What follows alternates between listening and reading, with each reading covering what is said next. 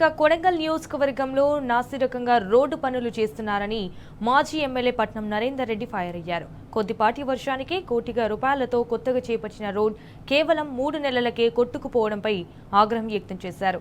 ఈ మేరకు వికారాబాద్ జిల్లా బొమ్రాస్పేట మండలం మదనపల్లి తండా ఇబ్రహీంపూర్ గ్రామాల మధ్య కొట్టుకుపోయిన సీసీ అప్రోచ్ రోడ్డును నరేందర్ రెడ్డి పరిశీలించారు. ఆంధ్ర కాంట్రాక్టర్లు నాసిరకంగా రోడ్డు వేశారని కూడా మండిపడ్డారు. స్థానికంగా కాంట్రాక్టర్లను బెదిరించి ఆంధ్ర కాంట్రాక్టర్ రోడ్డు నిర్మాణ పనులు అప్పగించారని నరేందర్ రెడ్డి వివరించారు. గట్టిగా మరో వర్షం పడితే వంతెన కూడా కొట్టుకుపోతుందన్నారు.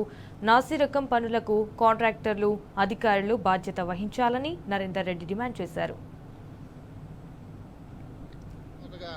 BRS party working president KTR గారి జన్మదిన సందర్భంగా కొడంగల్ నియోజకవర్గ తరపున ప్రజల తరపున అందరి తరపున కూడా కేటీఆర్ గారికి జన్మదిన శుభాకాంక్షలు తెలియజేసుకుంటూ ఈరోజు కొడంగల్ నియోజకవర్గంలో మదన్పల్లి నుంచి తండా నుంచి ఇబ్రాహీంపూర్ తండా వరకు వేసిన రోడ్డు 3 నెలల క్రితం మంజూరు చేసినారు.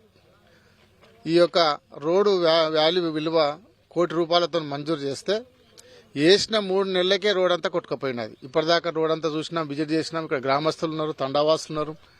ముఖ్యంగా నాణ్యత లేకుండా రోడ్ల నిర్మాణం చేపడుతున్నారు.